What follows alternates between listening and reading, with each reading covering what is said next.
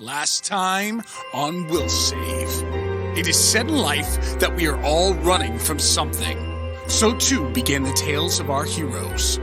Here's our Sheeran pirate escaped assassination after one of his former crew members gave him a mysterious piece of cargo. Dr. OK, our Osharu researcher, escaped police custody through biochemical methods, only to find his colleague coerced into being abducted. Rick 19, our android bounty hunter, experienced a strange memory flash while completing a bounty. Nico Orion, our former executive, found himself on the run after narrowly escaping a hit. Have our heroes ran from trouble to have it find them again? Find out this time on Will Save.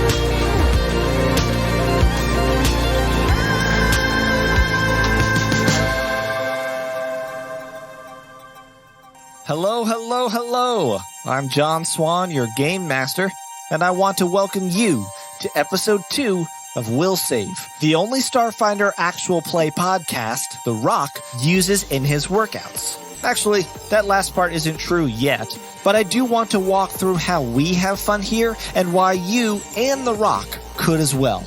You see, we're playing the tabletop role-playing game Starfinder. Surely, you've heard of other similar games such as Pathfinder or Dungeons & Dragons, but where those take place in a fantasy setting, Starfinder is everything science fiction. Aliens, lasers, planets, galaxies, it's all there.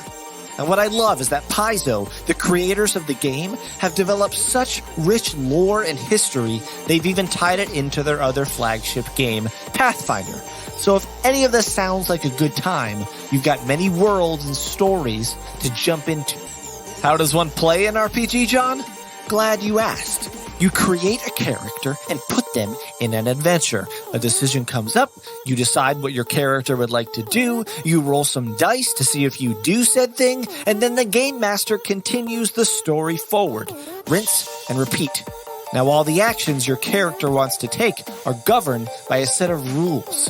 If they want to engage in starship combat, there are rules for how to pilot, fire weapons. How well they do is determined by previous said dice rolls. So, want to convince the alien boss to let your friends go? Roll for it. Want to attack said boss after not doing so well on your first roll? Make another roll. Where do I come in? As Game Master, I neither work in a national park or a large royal estate, but I do guide the players through the adventure. This adventure is pre-written into 6 books collectively called The Threefold Conspiracy. So whereas the players are characters, I will be the world they inhabit.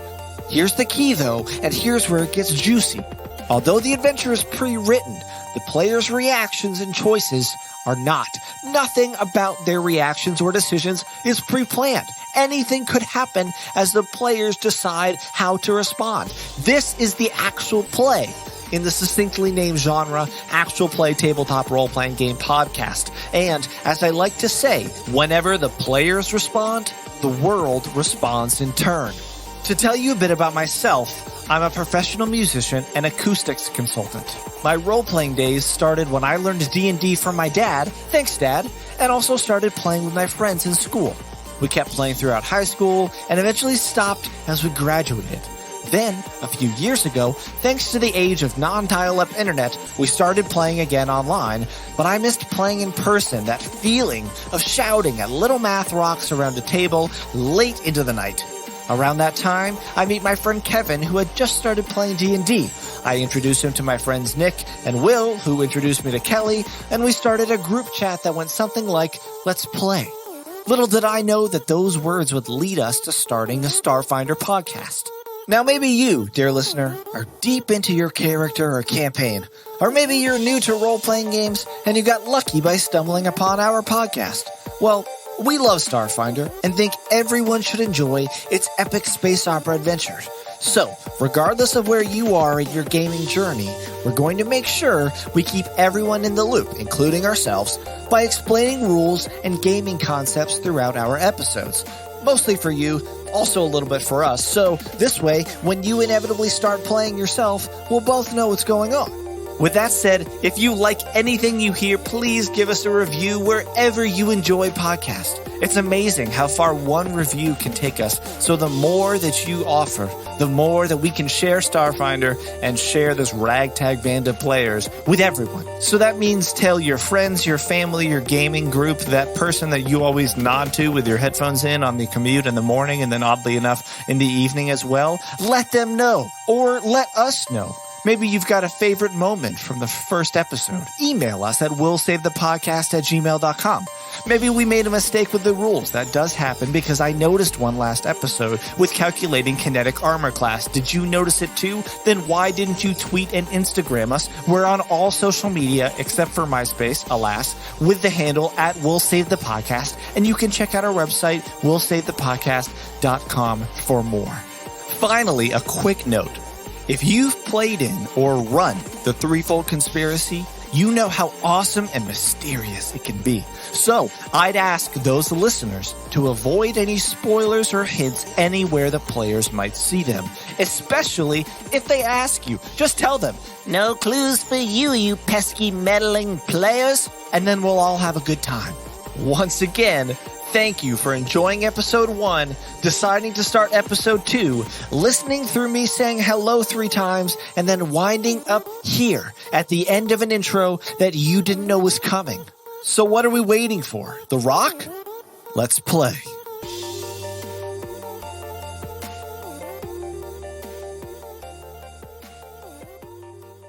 So last week, we jumped right into the story. We were just head first, nose first, just no messing around, no horsing around, just good old-fashioned start. So I think it might be good if we introduce ourselves to our listeners. So you might have heard me on the little GM clip in the beginning, so I think we'll introduce the players. So to my virtual right here, we've got Mr. Kevin Decker. A little round of applause for old Kevin Decker here. Hey. Oh, thank you. Thanks. What am I? So, hi everyone. I'm Kevin Decker. So I was born and raised in California, and I'm currently an engineer for the space industry. Convenient. And I'm also a newborn. Or no, I'm the father of a newborn. I'm not newborn myself. I'm a newborn. I'm a newborn. Yeah, I'm a recent father, as in like 2 weeks ago, almost 3 weeks. Yeah, like the day after we recorded our first episode. Yeah, 3 days. Well, yeah. It was. We recorded Saturday, and then Monday he showed up. So, and he's doing great. If anybody's curious, he's a beautiful little baby boy. No webbed feet, though. Yeah, unfortunately. No webbed feet, yeah, so no plus 1 to swimming. No +1 to swim abilities. No +1 to swim abilities. It's all right. He's got permanent flat foot. He's got some sort of intelligence bonus and charisma, I'm sure, thanks to Kevin's dashing good looks. All right. Oh, was there anything else you wanted to share? Is that what you're trying to say? Was that genetic? Yeah, that's part of the it's part of the genetics. All right. Was there anything else you wanted to share about yourself, Kev? I don't know. Are you going to ask me like fun fact or something? Is that? Sure. Let's play. Fun fact. Man, do I actually? I was just kidding when I said that. I wasn't prepared for this. You volunteered. You volunteered. Fun fact. All right. Let's move on. No fun facts. No fun facts. All right. Worst way to do an icebreaker. None. It's fine. No. None. There are no fun facts in this podcast. Let that be known to everyone listening. There are no fun facts. There are 0 fun facts. Next up, Mr. William Garrett. Oh, William! Hello, yeah! Mr. William Garrett. Also known as Will to his Hi, friends and wife. Hello. I am Will. I will. No relation to Will Save. No relation. Total coincidence. Yeah. It's a different Really- person. It really is. It's a different person. Yep. And it's not me. Easily confused, though, for sure. Easily confused. I thought your last name was Save, though. But, it's fine. Yeah. It's a middle name, really. Oh, But I see. Yeah. yeah. Yeah, for sure. What? Who am I? Not Will Save. Man, I'm really glad that I told you Not guys, Will hey, Save. think of something to say about yourself. I'm a nerd in a way. Computer nerd. That's my day gig. And then fun fact, my beer fridge is overflowing due to COVID, and it's become a problem. Yes, it is important to note that we are recording this remotely due to COVID. Because We're going to help Will out with that, though. because that beer Yeah, would not be we're an gonna issue find a if way. we were... I need to become a serious alcoholic. No, alcoholism's I bad. mean, that can only go one of two ways. Either the podcast becomes a lot more interesting or we stop recording. So, Yeah. Not to alienate any friends of Bill.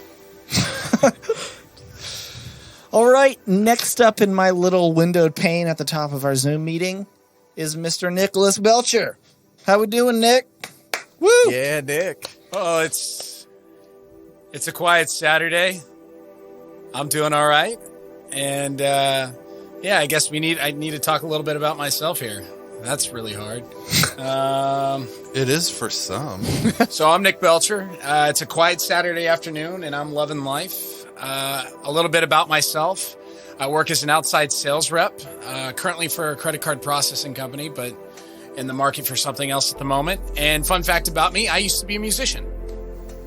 You still are a musician. Yeah, I Oh, was wow, like, Nick It's was like prepared joining the for that. Marines. You're never not a musician, Nick. yeah, Nick. There's no such thing as an ex-Marine. Is that how it is with the Navy, too, Kevin? Like, once you're out, you're still part of the Navy. Are you still a sailor, Kev? I will always be a submariner. Yeah. You'll always be a That's- submarine, Kev. Submariner. You'll Is that always be that a submarine. Submarine. Yeah, Is I'll it always that, be a like, submarine. horrible I'm an a new, experience where you bond over it? I'm a newborn submarine. You're Kev's a newborn He's a submarine. baby submarine. Fun fact. Don't be such a... Oh, there is a fun fact. You're a newborn submarine. This is good. All right. All right. This is good. Well, last up, technically not last because Kev snuck into the last place on my window pane, but last and possibly least, just kidding, is Kelly Gilliam. Round of applause for Kelly Gilliam. Hello. Kelly. Da da da da da da da. My name is Kelly. Like Will, I am a computer nerd for a living, and I get a lot of flack for my pink headphones, which have cat ears, but also a lot of love because they're very nice. And Who gives you No flack? one here gives you flack. initially, and then everybody realized that they're great.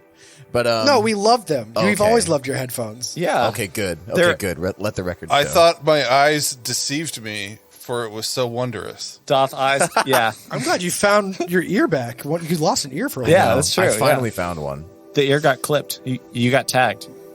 It's like a fake one, but it looks pretty good, right? Because they're stray cat headphones. Yeah. Because you're a stray cat, Kelly. And somehow you found your home in this I wanna podcast. sums me redo- up. These guys adopted me. All right, well, we got a stray like, cat, "Hey, a man, newborn submarine, somebody looking for work, and Will. So it sounds like we're all set. I want to redo my fun fact that I could be an extra on Duck Dynasty. You could. The way you looks look like right he now, is right now. for everyone who's listening, which is everyone except for us, then, yeah, he's got a huge beard and a great That was a beanie. great And a distinction nice there, John. cap. So. Great distinction. Yeah, thanks. I thought it was important to make that distinction. And a cat, yeah. And a cat or a cap? Oh, a cap. Yeah, a cap. That's it. That's it. Ninja is here asleep. I don't want to wake him. Well, He Ninja is is one of the podcast cats. So it's good. It's all good. And so that people know, Ninja is kind of a famous cat. He's got his own. He's on Instagram. Yeah. Yeah, He's got famous cat videos. throw his handle out there. He's very Yeah. photogenic, that cat. Ginger Ninja with a Y on the end All right. is the handle. Beautiful. You can see him do dice tower rolls. Yep. On our, on our on our podcast. Instagram. Yeah. Yeah. He is a cool cat. I will, is. and I'm not. I'm not even a cats, fan so. of cats, really, but Ninja I am a fan of. Yeah, me neither. But like somehow he stole my heart. I love it. Says the guy The with owner cat of ears. the cat it says, Yeah. I don't like cats. I don't like cats. But for my headphones, it's fine. It's a long story. Yeah. Oh, yeah. Totally. So, Speaking of cats, John Swan has 2 cats. who's this John Swan fellow? Yeah, I do have 2 cats. We don't talk Oh. about one of them. We don't I talk don't about know. one of them. Yeah. don't Well, talk about- okay. So one of them is Penelope, and she's an angel. She's fantastic. And the other is Terrence, and he has a mustache, and he is. And he's an asshole. He's an asshole. Wow. He's an asshole. that's why I didn't even need to because- finish it. I didn't even need to finish it. He is an asshole because he has a mustache. That's why. So, to test this an asshole in theory, many ways. I currently have a mustache. beard, but I should shave and get a mustache and see if I'm a meaner GM.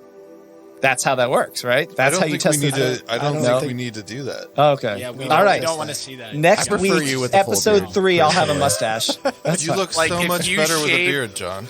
Like, John, if you shaved your beard but not your mustache, I would have to flag you at every single Chuck E. Cheese you walked into. Is Chuck E. Cheese still a thing? I feel like COVID wiped Yeah, I them feel out. like they're wiped out along with their carpet pizza.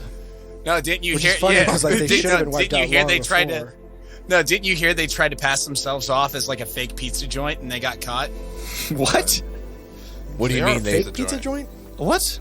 they define This is the themselves news legally as section I of thought our they got- podcast. No, I thought they got slammed for false advertisement because they were trying to sell like their Chuck E. Cheese pizzas under a different name or something like that. Interesting. Interesting. You guys can fact check me on that, but I'm pretty sure that happened. We do You're just have gonna a. get hate mail from everybody who loves Yeah. Chuck E. Cheese. Yeah. I'll be. Can I tell a story? Yeah, about please. Chuck E. Cheese? What? I went to Why Chuck E. not? Cheese with my wife on a date For their once. first date. No, like it was like third, fourth date, and it was amazing because it's like That's awesome. super cheap beer. They have beer? The food is whatever. pizza. Their pizza's fine. I Their like Chuck E. pizza's Cheese pizza. fine. Yeah, it's not like. We just Yeah, lost it's okay. like My wife It's okay. clearly 5 disagrees. people who hate whatever. Chuck E. Cheese pizza. But you could. It's not like Dave and Buster's where like there's a million. Like every game's $1 million. That's Chuck E. good. Cheese, you can, and if you're in it to win tickets, you could just like hover over small children and like swoop in when you're about to like all those chance games. You just totally clean up. Kev, that sounds like fatherly advice. happened to have a chance, QB. Oh man, I can't That's wait the till he's tie old into enough last to take- episode is Nick's Watto I'm, impression. I'm looking forward to taking him to Chuck E. Cheese. So. Did you go in like the playpens and stuff? With him? Yeah, I have an excuse to go. Oh no, I mean Will. What did I do? What was the question? Did you go into the playpens with your now? No, I did not. Okay. No, we mostly just played arcade games, and when the little kids would like run out of quarters on the chance games, like you know, we had Swoop in and steal it. swoop in, tickets. get like the most tickets. It's I like got a slot story about Chuck E. machines. Cheese. It's less of a story, just more of a thing.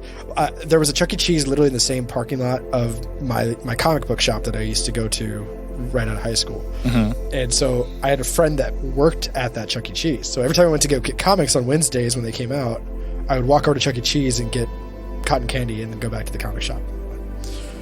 Yeah, cotton candy's my thing. I'm just saying. It's good. it's that is your second fun fact. You realize that, Kev? My first fun fact wasn't really a fact. It was It's a your fact. baby submarine. That is a fact. yeah, that you're a baby submarine. No one can see you when they're listening to you, but we can see. Yeah, you, so you could be a baby submarine and no one would know. Can we all just take a moment of silence here for our dear friend Discovery Zone? Comment F to pay respects to Discovery Zone. Oh, Discovery Zone. I know. That place. Yeah.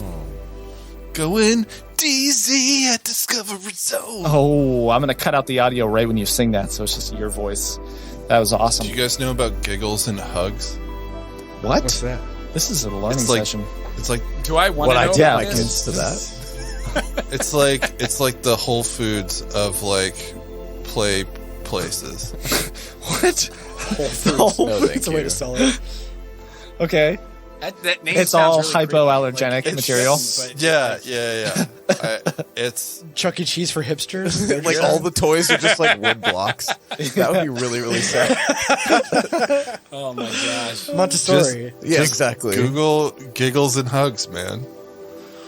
All right. You Google giggles and hugs. So back to Will Save. So, I yeah. I went to LinkedIn and searched for William Save, and there is one student that is a medical assistant school Where? in Hawaii. All right. I just Dude, booked we're my all going flight. there. We're gonna go. We're gonna go. Meet this guy. Yeah, we're gonna go meet him and convince him to get off of LinkedIn so we can have that space on LinkedIn. Yeah, and then there's a Bill Save who's the owner of Wet Sharp. Bill in Save Melbourne. sounds like the owner of what? Wet Sharp. I think I'm assuming it's a knife company. Wet of some sort. Sharp. Bill Save sounds Yeah, like Will Save's sounds older like brother. a sharpening company. Yeah. Yeah. He's in Melbourne, Australia, so maybe sharp is like what Australians call knives. I don't know. Is that what they call us? Silly Australians. silly Australians. That a dingo we shall buy me.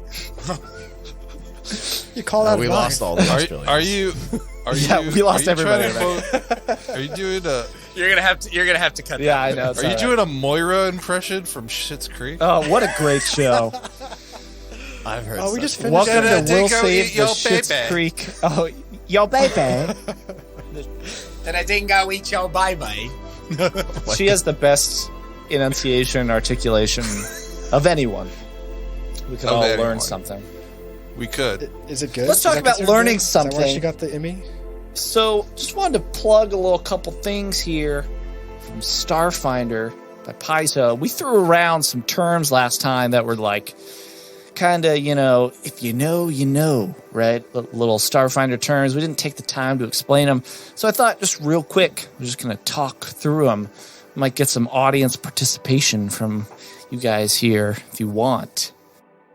We're gonna use the raise hand feature on Zoom. This is the beta development of Raise Hand. No, but if you want to, you can. All right, we talked about... All right, I'm gonna actually Well- do it. Thank you, Nick. So we talked about... This will be real quick. So if this sounds like super nerdy to you, you can probably skip ahead like 2 minutes and then you'll be fine, right? So we talked about the packed worlds. That term might have come up. Think of that as the immediate solar system in Starfinder, right? There's one sun, 13 planets. The third planet is the most important. The third planet from the sun, it's the most important one, just like Earth, right? So all the other planets are dumb. Now, near space, we talked about that as well. Think of this as like if, as the galaxy said in the Catholic Church a long time ago, if we are in the center, right, the near space is like the next concentric circle around it, right? So it was kind of unknown until about 3 AG. That's after Gap, right? The Gap is this moment where everyone realized that they forgot the past thousands of years that had happened. So everyone woke up. 3 years later, this tripartite AI god Triune sends out what's called the Signal and gifts the galaxy with knowledge of the Drift, this hyperspace dimension that allows for travel over vast distances, right? So locations that are maybe only a few days or a week away are kind of near space. Those further are called the Vast. Absalom Station, we talked about that, right? That's that third location from the sun. Used to be called Galarian in the Pathfinder world, also by Paizo. And at some point through the Gap, vanished because now there's only a space station where the planet used to be. Why? We don't know. We talked about Vesk. I believe there were some backstories, some stories that use the Vesk. They're from the Veskarium in near space. Think of them as like, a reptile person, right? A lizard person. What about Sheeran? Kelly, do you want to give us a little quick rundown on what Sheeran are? What do they look like? Sheeran are like tall, lanky, bug-like creatures. They have like honeycomb eyes, like the sort of which you'd see on like a fly or a spider, few antenna, and they were, until not too long ago, a hive mind race. So like with one unimind. But since then have developed a sense of individual identity, and therefore kind of like each one of them is discovering this new like found individualism in like really interesting ways. Yeah. And Yeah, really that's a great summary. They used to be part of what's called the Swarm, which were, some years ago threatened the galaxy, this like horde of bugs, and part of them broke off, and those are the Shirin. We talked about Lashunta. Special Agent LaRue is the Lashunta. They're from one of the planets in the Pact world called Castrovel. And there are two types of Lashunta, Demaya and Karasha. And she's a Demaya, so she tends to be a little bit more focused on mechanically intelligence. Let's do one more. Let's talk about Osharus. Androids? What? Oh.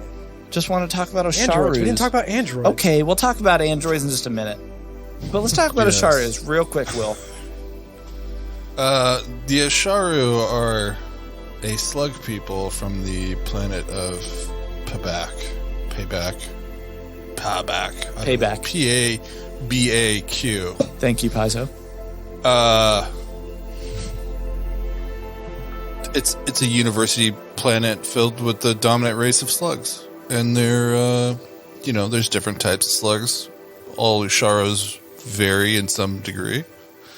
Generally short. How short? 4 to 5 feet. Okay. The planet has lots of cities where most of the residents live. And they've constructed armies of AI-controlled drones, and they prefer to keep their drones patrolling using non-lethal means of tranquilizing dangerous creatures and depositing them in the wilds outside of the cities. Casual. Totally casual. Casual. Have you ever seen those documentaries where they tranquilize polar bears Yes. in Canada and Alaska, and then they put them in polar bear jail and starve them? That's what the Asharu do. I remember very much that when you showed it to me. A while ago. What a topic. We had a vibrant work culture. All right, let's talk about I don't know how to androids. feel about those. Yeah, let's talk about androids here. Well, just a note for the audience: Will and Kelly used to work together at the same tech company. They know. Kelly got cat ears, and Will was like, "No more. I'm done with this. I'm done. I'm out. I'm out." All right, Kev. Do you want to drop some knowledge on androids? Oh, heck yeah. Heck yeah. Here's my story about androids. They are complex technological creations crafted to resemble humans. Androids were originally a servitor race, but they have since broken free to form their own society. Unlike ordinary robots or ship AIs, androids do not simply respond according to their programming. Rather, they have independent consciousness and are animated by souls, a distinction crucial to their generally accepted status as people rather than property. Nice. Thank you, Starfinder Player Handbook, Core Rulebook. Core rulebook. Only you can tell us exactly what androids are. Yep. All right, well, that was a little bit more than 2 minutes, but that was a good little recap of some things that maybe all the other nerds or non-nerds listening. And if you're just tuning in because you skipped that section, then we're going to get down to the story here. So when we last left our adventurers, they were patiently waiting, being politely questioned by Special Agent LaRue of the Stewards in Docking Bay 18 of Legacy Station in Near Space. You all should remember that. Boarding a ship called the Chimera. All of you on your way to Absalom Station, heart of the Pact Worlds. See, I'm dropping all those terms. You're being questioned. We saw a little bit about what was going on. You oversaw maybe a tense moment between Algiada Iom, the chief security officer of the Chimera, and a hobgoblin, another passenger. And then you saw maybe a little bit of a nice, sweet moment between Algiata and a Vesk. So with that said, I want to, one, thank Roll20 for being phenomenal. And I also want to thank Sirenscape for providing incredible music all the time. Some of this music Nick and I have composed ourselves, but a lot of it is Sirenscape. So beautiful, so good, so tear-jerking. And with that said... That's their new marketing campaign. Hashtag marketing. And with that said, we are going to go to the map. I'm dragging you guys over here. Right at that last moment, if you guys want to tune in to Roll20, right at that moment, as we ended, a figure came out of the entrance to the Chimera, asking what was going on. And one of the other passengers that you were waiting with, a Kasatha, pushed Special Agent LaRue, shoved her onto the ground, knives in her two of her hands, the other two hands outstretched. And I think you all know what's going to happen. And that's that for the first time on Will Save, we're going to roll for initiative. Let's do it. Yeah. Dun, dun, dun. No explanation, nothing, huh? Oh, I got a 20. Wow. Okay. Wow. Dang. All right. Hold your horses here. We're gonna do this in good old fashioned order here. But that's beautiful. That's beautiful that you got a 20. All right. Let's see how we got. Will, you said no explanation, and I think you're talking about how Dr. OK must be feeling, standing there in Hangar 18. What's going on here? I rolled a 9. You rolled a 9. All righty. Let's throw that in the old tracker here. What about you, Mr. Nico Orion? What'd you get? That's a solid 17. Ooh, that is solid. Nice. What about Mr. Hears? Oh, yeah. Here's Got a 20, you said. 20. Just 20 flat? Just flat 20. Flat 20. And what about you, Rick? I rolled a 4, but I have a +8, so God. that gives me a 12. Wait, what? Wait, hold on. Initiative? Wait, what? Yeah, I don't know what I did. How is that possible? Does it break it down for me? Let me. Yeah, if you click on the number, it should break it out. If you click it, I got a +4 from dexterity and a +4 for one of my bonuses, which is improved initiative. Yeah. So, Holy! Wow. it makes sense for a killer android. It does. For a murder bot, as we established. I'm not a last killer. time, right? Murder. You guys don't know I'm a murder bot yet. I'm not a killer. Murder. All right. Let's go to the initiative tracker here. Well, now that we have initiative orders, Thank you so much. I was just going to explain to anybody who might be new to Starfinder and RPGs that initiative is how quick you are to act based on your dexterity roll. If anybody wants to add to that, they can. It just allows us to say in the order of combat who goes first, who's quickest to the draw. It is a random dice roll to see how quick your reflexes are. Thank you to all the dice makers out there for the great work that you do. We're not necessarily looking for sponsorships. Do you need to explain, like, but each we are, dice? So reach out to us. But we do like some. We do. Yeah. Here's what is your dexterity? What is your dexterity bonus? Modifier. Here's does not have one of those. Oh, dexterity bonuses. all Plus right. 0. Plus Yeah. Z. All right. So, are you all seeing this map here? Yes. Cool. Do. All right. Good. So, you know who's going to go first? Magua. The bad guy. The Kasathan who started all this is going to go first. And having pushed Special Agent LaRue over, she's going to take a step towards Special Agent LaRue and take the two knives that are in two of her hands, and she's going to take a swing at Special Agent LaRue. Let's see what happens. I'm rolling with my threefold conspiracy dice set, and I legit rolled a natural 20. Woo! What a first roll from me. Man, that is great. So she's going to... Do you have a +8 modifier to your attack roll there, too? I cannot confirm nor deny any of that question. So thank you for asking. That's a critical hit, right? Sorry? That's a critical hit?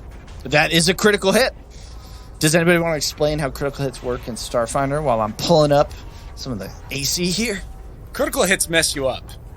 You can either draw a card. We either draw a card that gives us a specific effect or somewhat of a debilitation, or it's kind of dealers. It's kind of the person who rolled the critical roll there. They either get to choose for either the card you have to explain or what a critical roll the is high first. damage. Also, certain weapons have critical effects. Yep. It can be special properties that are imparted when a critical roll is achieved. I think for this, we're going to do double damage. The old standard. Sounds like a WWE. Double damage. John, does it frighten you that you're about to kill your own character? Yeah, it is. It's one of those things where you're kind of playing against yourself. You're like playing chess against yourself here. Does an NPC like yourself ever experience fear? So I'm rolling twice and then add in the bonuses here. Not bad. Not bad. We're cool. We're cool. Don't trip. All right, you know whose turn it is? Because Magua steps forward, stabs down right into the gut of Special Agent LaRue, and she lets out a scream. And you can see on the top half of Magua's face, as the Kasathan, the lower half of their face is covered. It's like a cultural tradition for them. Her eyes seem to burn with an intensity. And it's Here's' turn. What are you doing? Here's is like, I don't have time for this. And shoots magic missile right at this new enemy. Oh! Wow, just going right for it. All right, you're casting Magic Missile. What happens with Magic Missile? So with Magic Missile, you fire 2 missiles of magical energy that always strike their target. Always, And- without fail. Without fail. And so it's really sometimes OP spell. It's awesome. And it deals 1d4 plus 1 force damage for each missile. So you're rolling a Are you doing D4 it as a and full adding action? In this case, I have 2 missiles. one. Okay. Yeah. If you do a full round action, you get an extra missile attack. So you get 3 missiles instead of 2. I did not see that, but I will. You're like, absolutely. Oh, yeah, you're right. I did see that. Absolutely. I'm going to take that up. All right, so I'm going to do 3d4 plus 1. And that comes Wow. out to 8 in total. 8 All. damage. 8 damage. Wow, that's a lot of damage. It's a lot of damage. Take that. Wow, you don't even know why she did it. You're just like, I'm going to mess you up. I have places to go. I have place to be. You're making me late here. You know whose turn it is? It is the individual, another Kasatha, who stepped out of the Chimera. And this individual, steps forward and says, "Everybody get down!" Steps out, pulls out a blaster, and takes a shot. Where's my D20 here? Aims. You all are standing there. You feel like a shot go over your head. And my next roll was a critical failure. As you hear him start to curse, and it sounds like he's pulling the trigger, and it's clicking. Whatever gun he's using is clicking. If you look over, he's trying to look in at it. It is Nico Orion's turn. What are you doing? So Nico's kind of looking at all this, and he doesn't have a dog in this fight.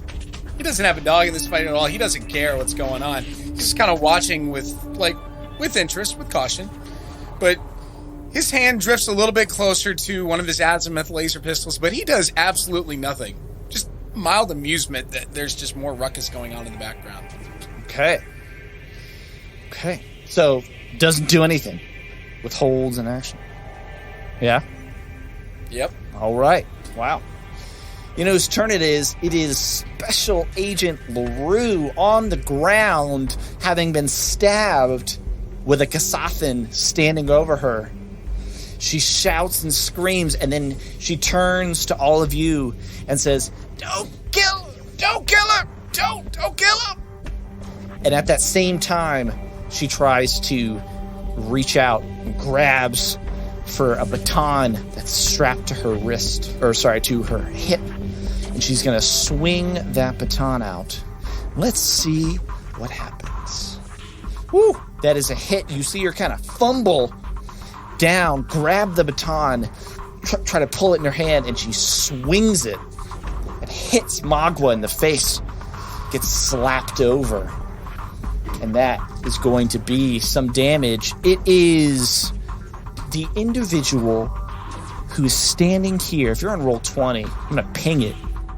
The older man with the cybernetics, he takes a few steps back, looks afraid, shocked, completely unprepared for what just happens, and steps back against the wall.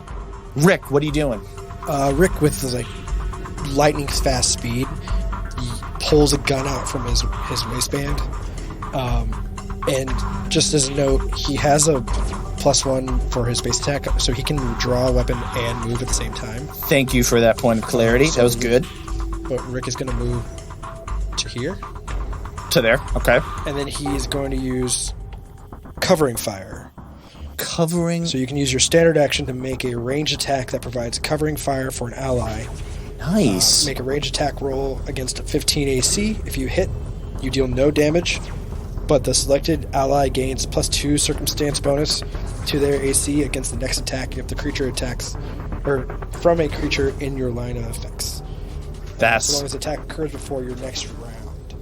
Okay. So who are you doing covering fire for? I'm going to consider Special Agent LaRue as my ally. Okay. And so I'm going to use her as my ally. Give her the bonus. Nice. So how much? With my semi-automatic tactical pistol. Okay. I have a +5 to attack. And what is your roll? Oh, 8. 8. I rolled a 3. Oh. So how does that look? What happens with that?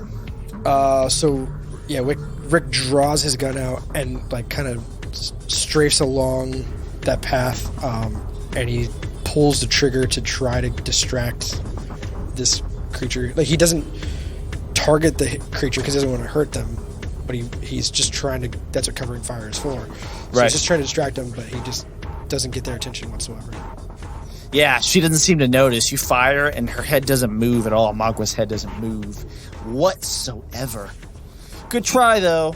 Dr. OK, what are you doing? Dr. OK is going to draw his Costajet Liquidator firearm.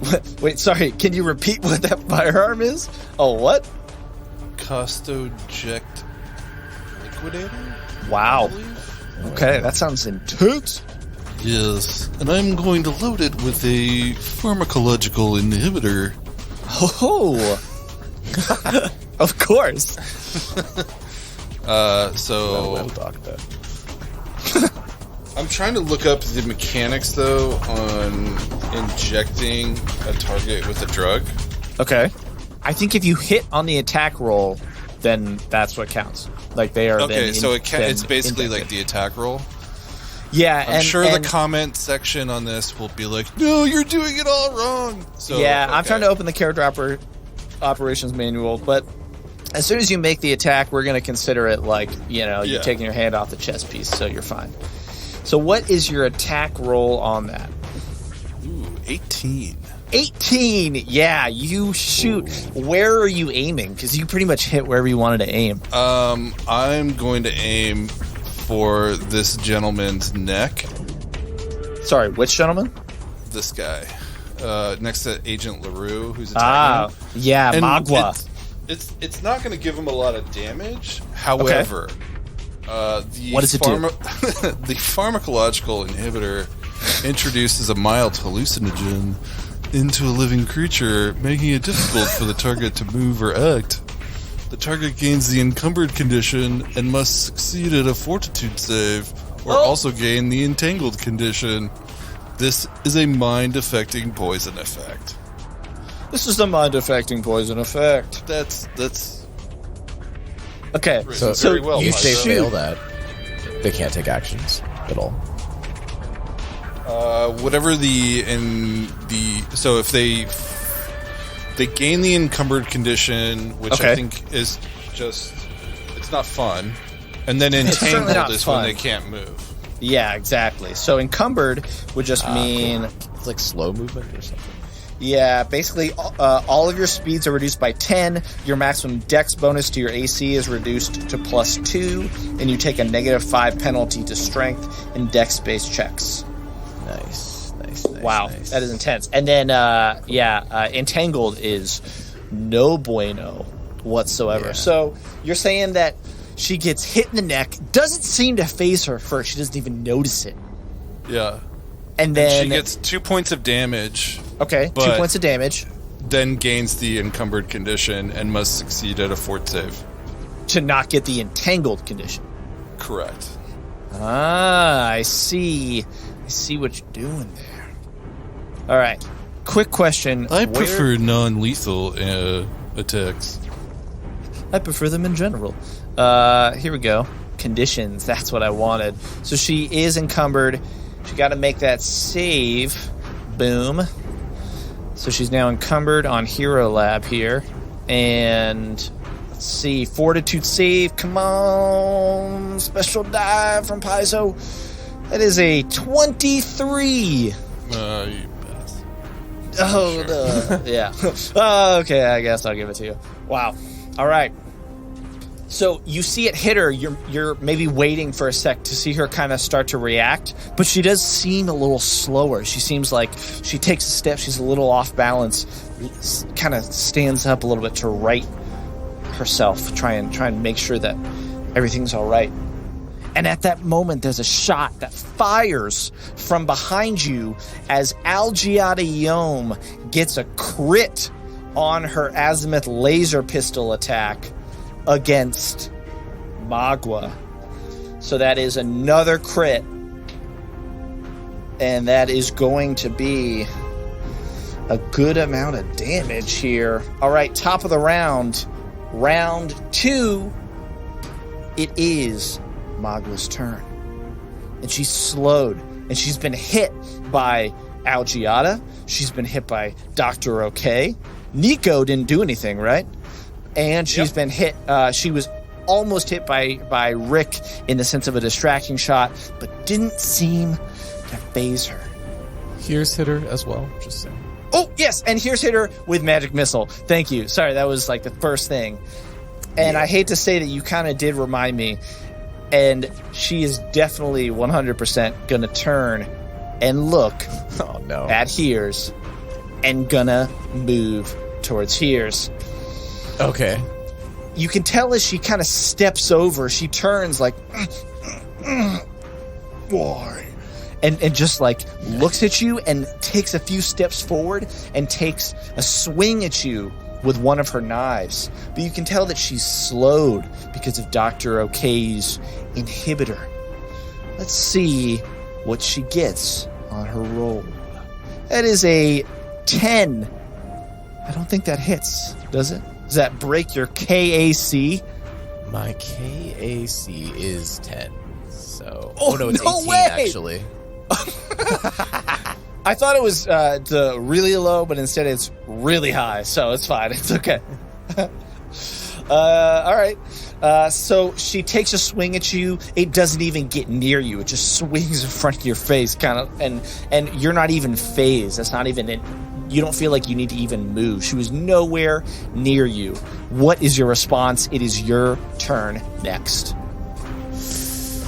So Here's is just gonna look like right at her and be like, "It's time for you to cut it out," and then cast Daze on her. Nice. Daze is a 0 level skill. Daze is a So will Daze- save, right? DC 15. DC 15 will save. Yes. Oh, Will negates. Will negates. Will negates. Will is trying to negate. We're doing a will save on Will Save the podcast. This might or might not be where we got the inspiration for this name. Who knows? It's pretty high DC to beat. And you know what she got? A 13. You see her react for a moment, try and shake her head to clear what's going on, but then she just zones out as she is now, correct me if I'm wrong, unable to take actions, but has no penalty to AC. Correct. Wow. There you go. Stay right there. Just stay right where you are. Don't move. All right, it is the Kasathan up at the front of the ship's turn, and another shot rings out. Immediately as you daze her, another shot rings out, and he completely misses. As she kind of throws her head back to catch herself, the shot moves right where her head was and hits the blaster wall close to the older gentleman in the back. He kind of looks and turns, just taken and shaken by the fact that all this combat is breaking out around him. Nico, what are you doing? So, when the Kasathan came and swiped at Gears, Gears. he kind of took it as kind of like an attack against him. So, just kind of like swinging at me. So, at this point, Nico, now it's just like, okay, he reaches for 2 Azimuth laser pistols and shoots. Shoots both of them? Shoots both of them. Wait, you're drawing 2 weapons? Isn't that a full turn? Yeah, so if you didn't have them drawn before, what's your base attack bonus? My base attack bonus? Oh, sorry. My base attack bonus? I need to take a closer look. Yeah, that's fine. It's just attack bonus is +0. Okay. But my ranged attack is +2. That's fine. So I think, so you can draw a weapon if you were moving and had a +1 attack bonus, you can draw at the same time, right? So what I'm hearing is you have nothing that lets you draw 2 weapons at the same time. Well, so here's the thing. Drawing or sheathing a weapon is a move action. And I also have multi-weapon fighting.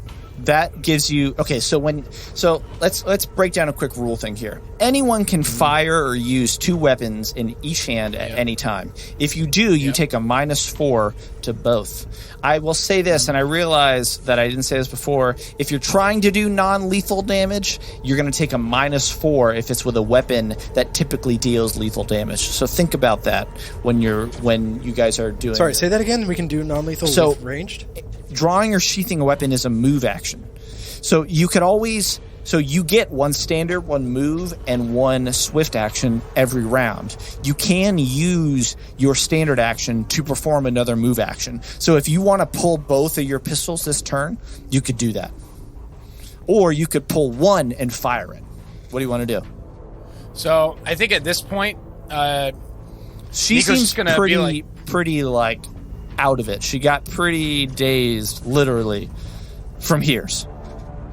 All right, so Nico is, at this point, he's done with it. He's done with it. So he's going to pull both weapons, and he's going to be like, okay, this party's over. And he's going to put both weapons right in this Kasathan's face. And he's going to hold an action to attack with one of them. Okay, so holding an action might or might not... Oh, she moved here. Holding an action... Would an intimidation actually do anything on this? Because she's so out of it? She already seems out of it, so when you say that, she doesn't seem to even register it. She kind of her eyes look over towards you, but she seems like she can't take any action, so she really seems like whatever Hears did has messed her up. Oh, yeah.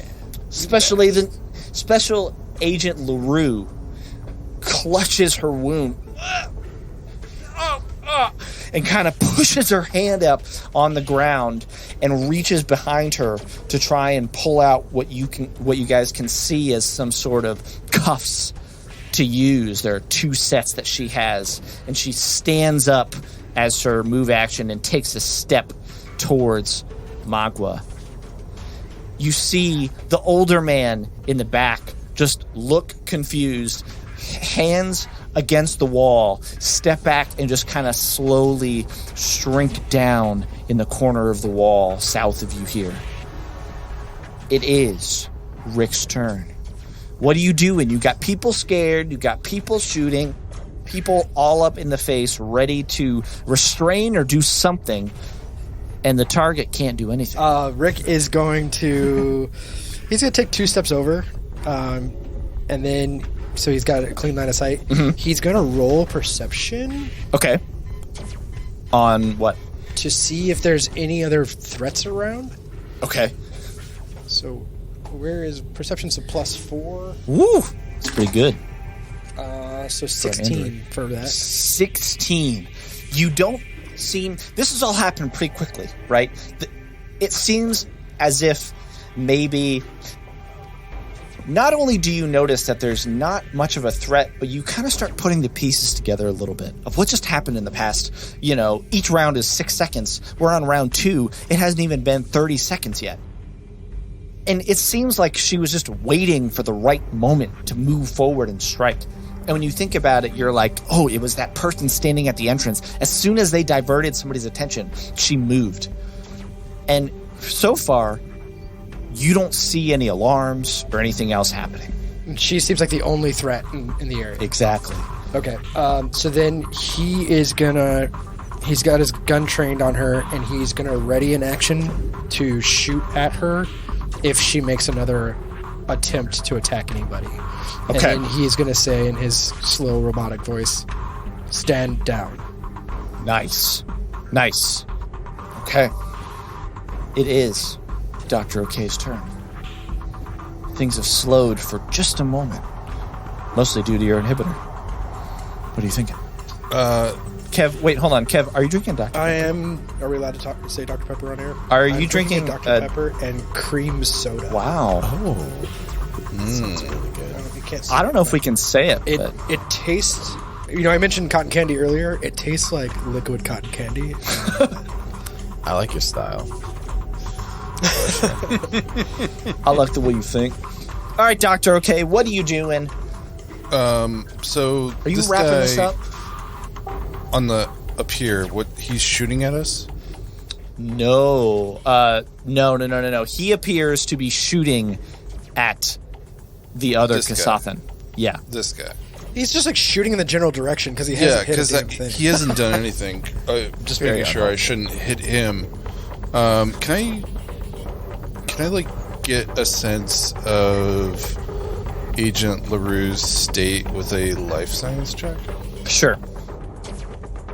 Okay. Actually, it probably state like health-wise. Yes. Yeah, I think that would probably be a medicine check if I had to Medicine check venture. Yeah. is slightly lower than my life science, unfortunately, but Unfortunately. still got a 22. 22. Yeah, I mean, you could tell. This could also probably be a perception check, but I'm going to say because of your skills and everything, that's fine. I mean, you can tell that she was shocked to get stabbed with a knife, 100%. But she's okay. She's not bleeding out. She's not bleeding. She's not bleeding too bad. You think that if she just went untreated, maybe in a few days, then Is she suffering from the bleeding condition? she is not suffering mechanically from the bleeding condition. Gotcha. Yeah. Okay. Then I'm going to.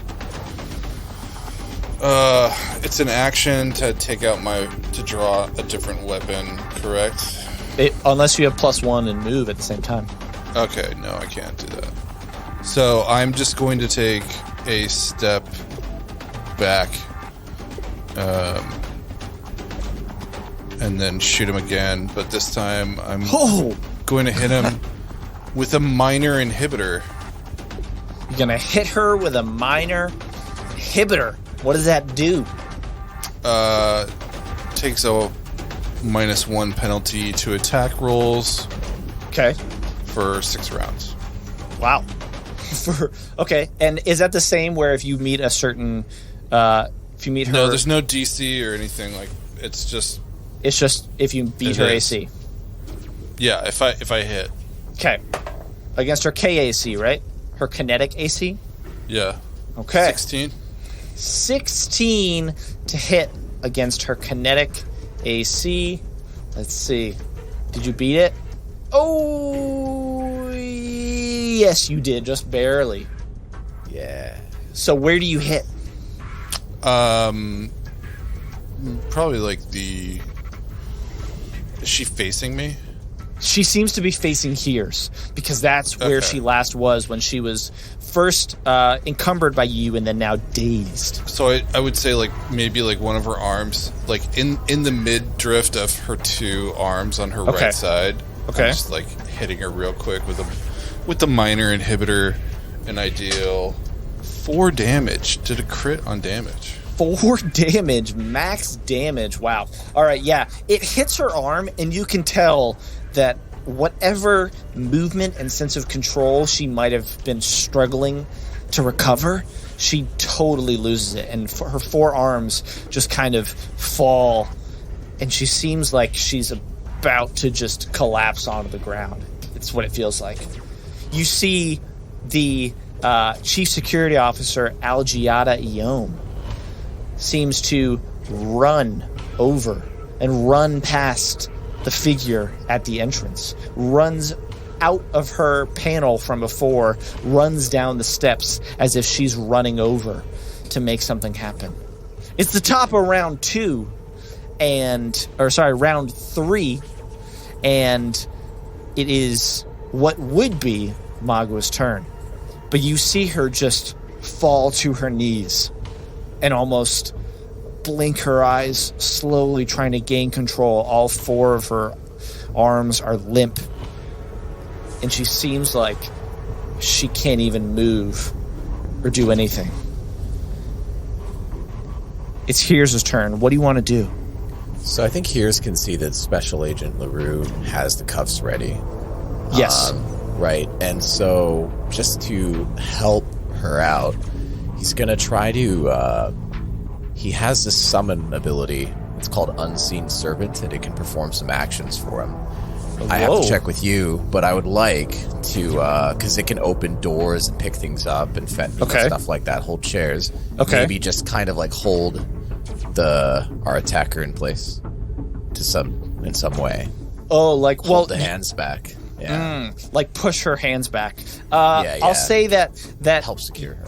Yeah. So I think you'll definitely be able to move one of the hands back. To move all 4 would be, I think, a little bit much, but you can start to move 1 or 2 back to kind of help keep the hands whenever Agent LaRue moves into place. Does that make sense? Yeah, just to help prevent fighting back and secure her. That's what Here's does that. Okay. That's awesome. Yes. That's really cool. Yeah, so she is now encumbered, dazed, and then you're pushing her hands back. You're trying to keep her up, make sure that she stays right where she is. With my invisible friend, yeah. With your invisible friend. What do you do when you cast it? So, like, here's, like, insect palm just kind of opens up, and then this, like, sort of ephemeral, like, wind kind of comes out of it. And then you just see, like, the sheer outline of something, like, kind of creepily move past, like... And, like, push her arms slowly. Yeah. Almost in, like, a breeze. They kind of swing back as if they're being held there, yeah? As you do that... Such a graceful pirate. The figure standing at the entrance says, "Everyone get back. Seems like we're starting to get this under control here. Everyone please take a step back." Nico, it's your turn. What are you doing? Nico continues to hold his blasters out in front of the dazed Kasathan's face. Okay. Just ready to do anything, and he's just going to hold a full action. If she does anything he doesn't like, he is very willing to just kind of lay her low. Okay. Nice. It's Special Agent LaRue's turn. You see her step forward, stagger a little bit, and start to take the cuffs. And she applies one set of cuffs. Thanks to Here's Unseen Servant, she's able to pull 2 of the hands together and start to put one of the cuffs on. And it seems like Magua has kind of given up. Her spirit seems to kind of surrender a little bit. We kind of take a moment. Special Agent LaRue is able to get another set of cuffs on. The gentleman is still standing in the corner, still a little terrified, a little confused. The figure walks over Algiata Yom comes up and stands next to Hears. The figure steps up and says, "Could we please take a step back and let this good woman do her work here, please," and starts to motion to you all to try and take a step back and says, I'm happy to take you on board. I'm so sorry about this. I'm so sorry. What do you all do? Nico's going to put away his blasters and take a step back, and he's going to move toward the ship. Rick holsters his weapon. Hears walks past him towards the ship and says, "You gotta get your platform under control." Keeps going.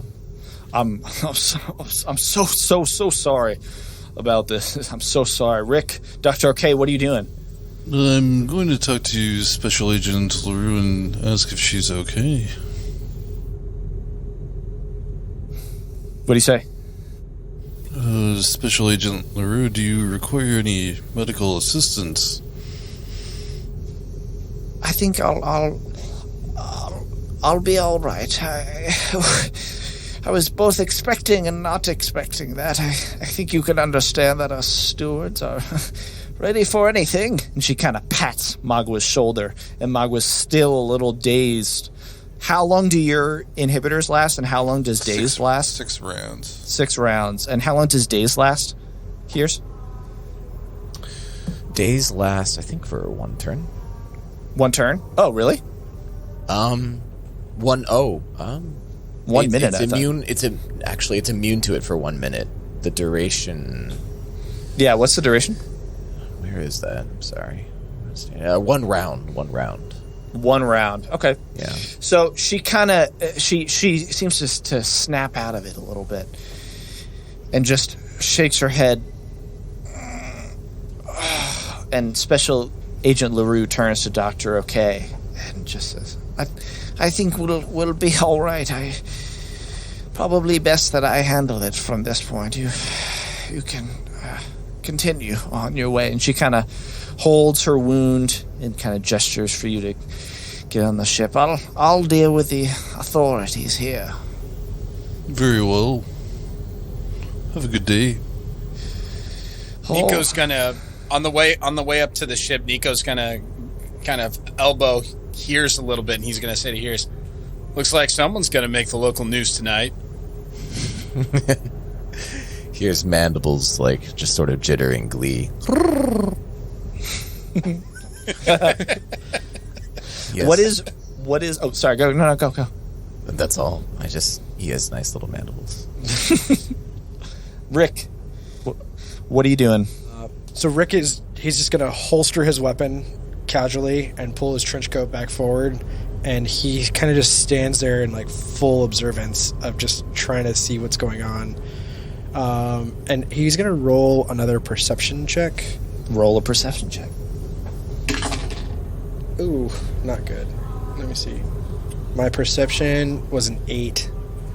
Just to see, just to try to understand what's happening between everything. So, Special Agent LaRue has handcuffed Magwa. Special Agent LaRue is standing there. She seems to be trying to, reach for her comm device while steadying Magwa. Magwa seems to just kind of slump down onto her legs now and sitting kind of crisscross applesauce on the floor there. Special Agent LaRue is holding her wounds, but also starts to pull out a comm device. Algiata Iom walks up and starts to talk, kind of converse, maybe debrief a little bit with Special Agent LaRue. The individual at the top of the stairs, the Kasathan, you hear behind you say, "Would you all like to come along now? I think I apologize that we're meeting like this, but my name is Captain Ramim Viciala Corson. This has been quite an entrance to board in the ship, I'll have to say. But sir, do you want to come along? Let's let the special agent do what she needs to do, and I trust Algiata will wrap everything up." He's kind of talking to you, Rick. I guess as everybody else starts moving onto the ship, then Rick will turn and follow. Okay. So Captain Ramim steps forward and just kind of says, "Well, again, I'm so sorry about this, but please, let's let them do their job and welcome aboard the Chimera. And that's our game. Woo! Hell yeah. You get one clap from all of us. Hey, this is Kevin. I play the android Rick19. Thank you for listening. We hope you enjoyed it as much as we enjoyed playing and recording it. And if you really did like it, hit subscribe so you can get the newest episodes every Wednesday. Start by next week when we board the Chimera and head to Absalom Station. You can also follow us on social media. For Twitter, it's @WillSavePodcast. For Instagram, it's WillSaveThePodcast. You can also check out our website, WillSaveThePodcast.com. I think this is the part where I'm supposed to do copyright stuff, but we're just going to skip that. Thanks again for listening. Hope to see you next week.